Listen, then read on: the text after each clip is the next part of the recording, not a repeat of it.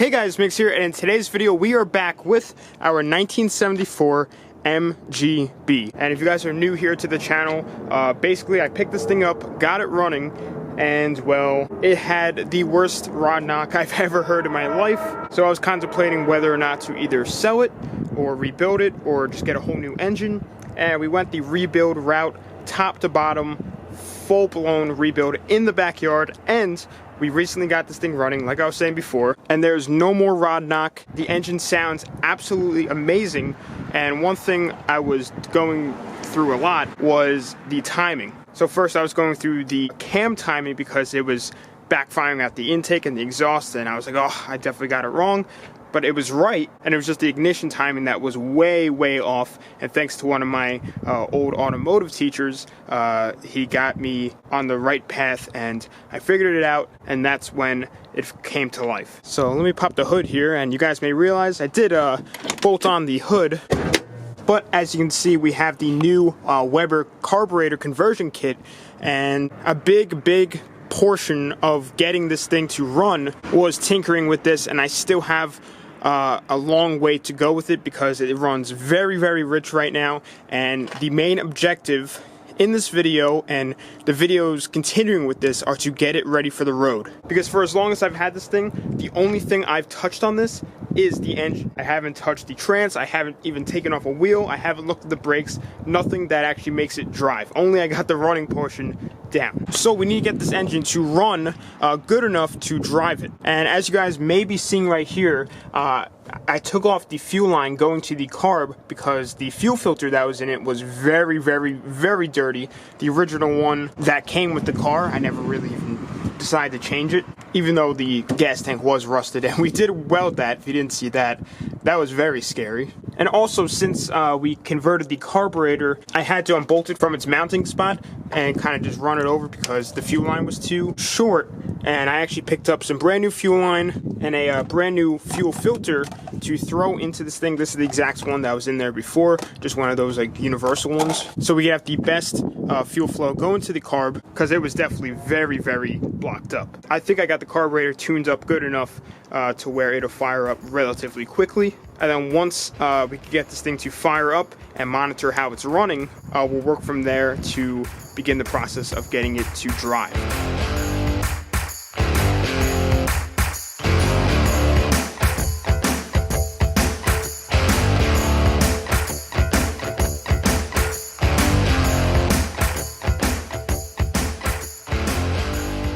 Alrighty guys, so the new fuel filter and fuel line are all hooked up. So what I want to go ahead and do is just prime the fuel pump. I just put fresh fuel in it. I'm pretty sure it was a little bit low, but hopefully, I hear the fuel pump. Hopefully it's somewhat clean fuel coming through. Alright, there it goes, start pouring in. Looks pretty good actually. So let the pressure build, watch for leaks. Now I'm gonna go ahead and try and fire this thing up.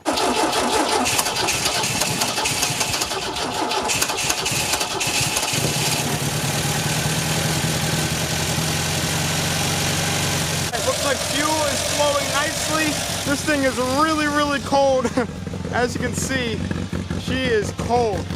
She's in high idle right now. Really good oil pressure. She's very cold, obviously. So I'm gonna let this thing run for a little bit and see if we need to adjust the carbs any further. All right, starting to warm up a little bit. Obviously the condensation and the smoke is starting to dissipate a little bit. Idling wise, it sounds really good. I actually think it's running much better with the fresh filter in there. I'm pretty sure MGs are known to be a little bit cold-blooded, so it might take a little while to warm up. So I actually just shut the hood because it's taking forever to warm up, but this is the first time it's ever ran since the rebuild with the hood shut, and it doesn't sound like there's somebody under there with a jackhammer going to town. It actually sounds like a normal car, which is pretty crazy. I just went ahead and cut it for now. As you can see, we were getting some temp in it, but the idle on it is way too rich. It just smells like fuel out here, like insane. So I think I'm going to try and lean it up a little bit and see if that helps. So the idle mixture screw right down there was about 1 3/4 turns out.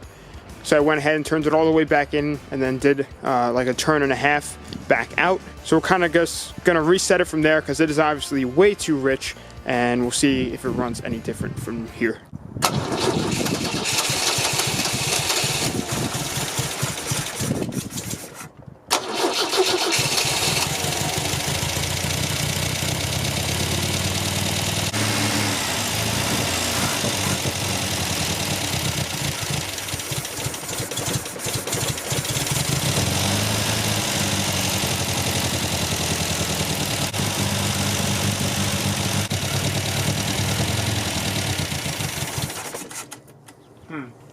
Alrighty guys, so we are back here a few days later from the last clip, and as you guys last saw, I was trying to tune this thing up to try and get it to run as good as I possibly can. Don't mind that, it is just a mess. Right when I think I could get it, I don't, and it just keeps running worse and worse and worse. I can't rev it at all or anything like that, so I'm like, you know what, this has to be something more than just the carburetor or the ignition timing. As you can see, I have the valve cover off right now, and that is because I'm checking the valve timing, and I wasn't going to go ahead and record it unless it was, I found some wacky clearances. And basically the way you do this is you compress the first valve and the third valve, so then you can do the 8th valve and the 6th valve. And when I did 8 and 6, they were both way too big of a gap, so I went ahead and got that. And the engine is pretty warm right now. They say to do 15 thousandths when it's cold and 13 thousandths when it's hot, so I'm doing like 14 thousandths and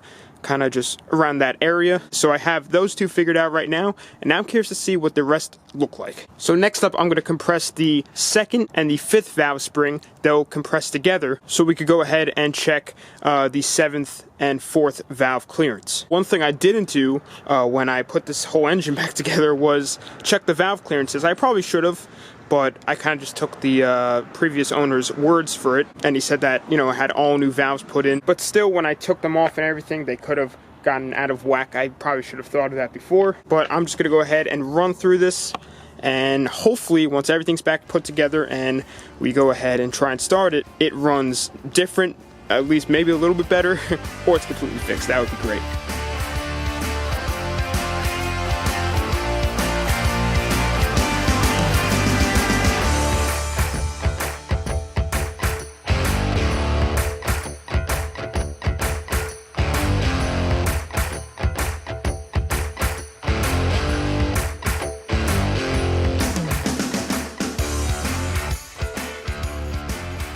So I just got everything back together on the car. Pretty much all of the valves, besides maybe one, was out of adjustment. Everything was way too big, which also might explain why it was a little bit noisy. I don't know if it picks up on camera, but it did have a little bit of a like valve clatter and everything. So I am gonna go ahead and fire it up right now. I do have the battery on the charger, so I'm just gonna take that off real quick.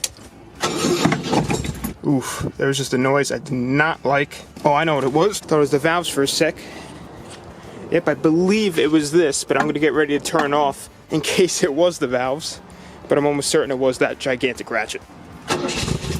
Yep. Alright. Oh yeah, there's like no more valve noise, which is awesome. Sounds so much better. Alright guys, so we're actually back here about a week later from the last clip, and that is because I just could not get this thing to run right, and it just came down to the point where I am pretty sure that the carburetor needs to be rejetted. I can't find any air leaks. The valves are all good. It's firing on the correct cylinders. Spark plugs aren't fouled. Good compression. So what I went ahead and did is ordered a jetting kit that is specifically made for these Weber carburetors, specifically this one. And I'm just gonna kind of mess around and see what I can do. And then once I'm all done with that, I'm also going to retime it, or I might do that first. We'll just see if I can even get this thing to run long enough. It has its like moments where it'll idle for a little bit, but I don't know, we'll just see, and hopefully this answers the question to a lot of our problems.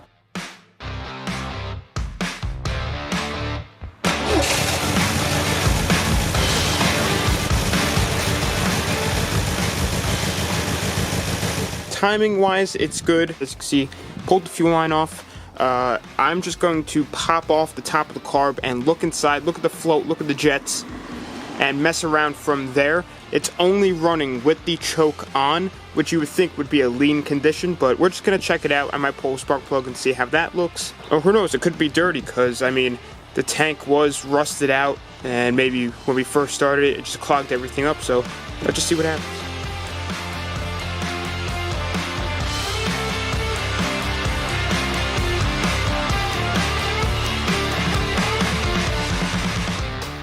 Inside the bowl, not really that dirty actually. I mean, there's a little bit of trash right over there in the corner, so I might just kind of drain this out quick and then put this all back together. But I did swap out the primary and secondary jets for both a little bit bigger just because it seems like it will only run with the choke on, and once there's air introduced, it just doesn't want to run, which seems like a lean condition. So I went a little bit bigger on both, and I also changed the pump, because looking online, just the one that was in there didn't seem correct. But you know, we're just gonna experiment. The gasket or anything didn't rip, luckily, when I pulled it up. Came out pretty easily. I should hopefully be able to throw this back on and not have to worry about any leaks, but like I'm saying before, we're just gonna experiment with this and just kind of monitor any changes, better or worse, they may happen.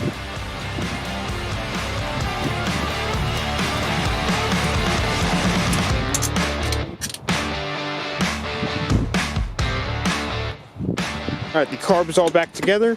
Now I just want to go ahead, turn the key, get the fuel pump going, just make sure we don't have any leaks. We look good. Now, let's fire this thing up and see if there's any difference. Okay, it runs. Just gonna let it warm up for a sec, and then I guess we'll see if we can actually turn off the choke and see if it makes a difference.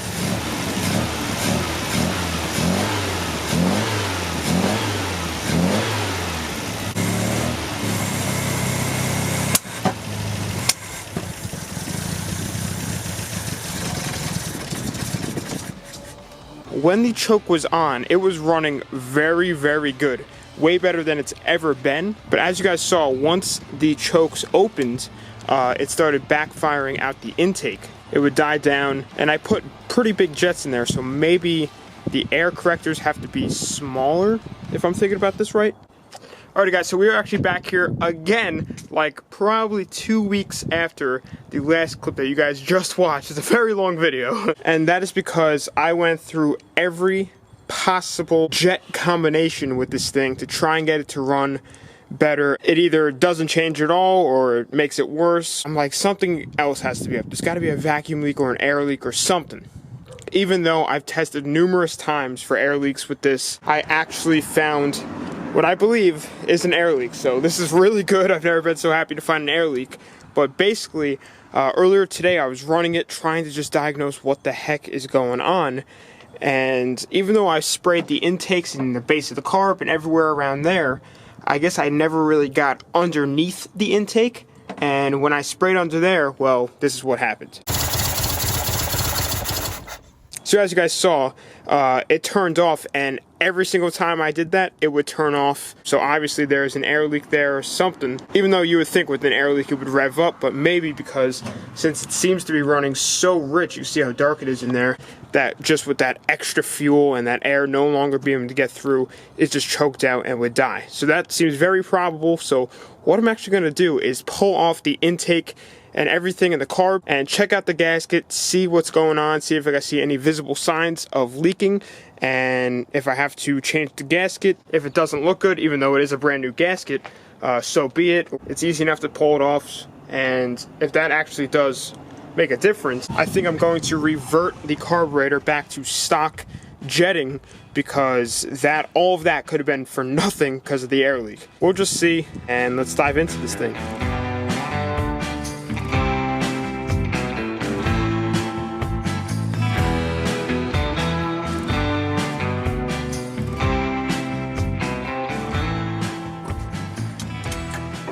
Alright guys, so I just got the carbs off, and on the bottoms of these gaskets you can bright as day see how they are just got blown right through. I mean, some of the gasket is actually gone. I think this actually might be our culprit, and I'm getting a little bit excited, not gonna lie, because if we had found this in the beginning, this would have definitely been the issue all along, because with any engine, doesn't matter how good you tune the car, with an air leak, it's gonna run bad. And when we come over to the intakes, you can clearly see how bad it was just blowing right through and leaking. That is really, really bad. So it looks like that I'm gonna have to order a whole new gasket. And honestly, what I might do is see if I could get new studs for these also, because I had one snap in the process, not today, but when I was putting this on, and I don't know if you can tell, but these are slightly bent in, so the intake doesn't really fit all that great. Like, you have to kind of put it in at an angle, and then it'll sit what seems somewhat flush. But I'm gonna see if I can just order all new studs anyway, so we don't have any issues there. Because one of them I actually just replaced with a bolt, which seemed to work. But I don't know if this issue is due to the fact because of the studs or whether it's just a gasket. I mean, there's so many possible issues. But I'm going to get all the new parts ordered, and then we'll come back once again in a couple days and hopefully put this all back together, get the carburetor back to stock so we know exactly where we're at, and we'll see what happens. The new studs in with the new gaskets, reset everything